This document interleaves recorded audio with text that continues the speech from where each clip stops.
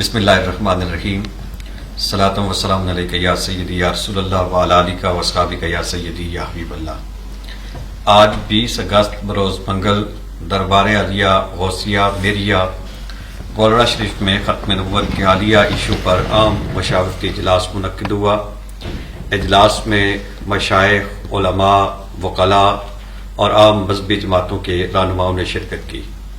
تازہ صورتحال کا جائزہ لیا گیا اور مشاورت سے درج ذیل نکات پر اتفاق کیا گیا۔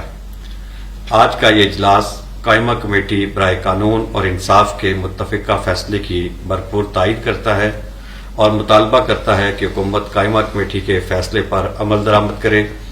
6 فروری اور 24 جولائی کے فیصلوں کے مکمل ریویو کے لیے بلا تاخیر ریویو پٹیشن دائر کرے۔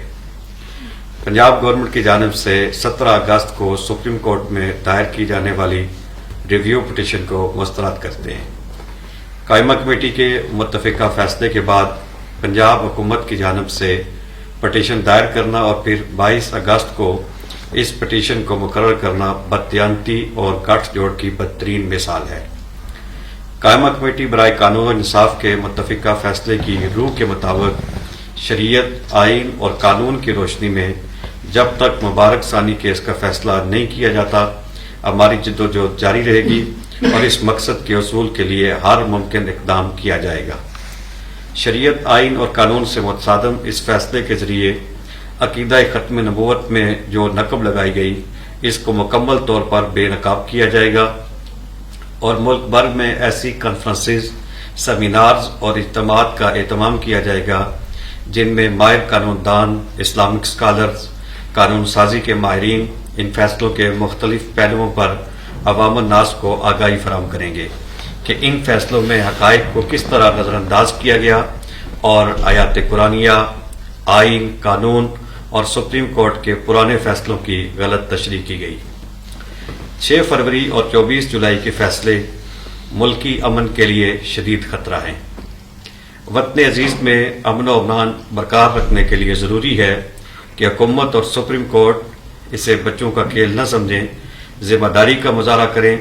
قائمہ کمیٹی کے فیصلے پر عمل درآمد نہ ہوا تو نتائج کی تمام تر ذمہ داری حکومت اور سپریم کورٹ پر ہوگی۔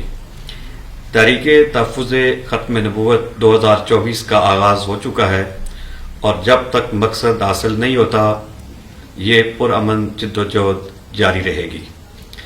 تحریک کو منظم کرنے اور مشترکہ جدوجہد کے لیے دربار عالیہ غوثیہ میریہ گولڑہ شریف میں آل پارٹیز کانفرنس کا انعقاد کیا جائے گا جس میں تمام اہم مذہبی اور سیاسی جماعتوں کے قائدین کو مدعو کیا جائے گا۔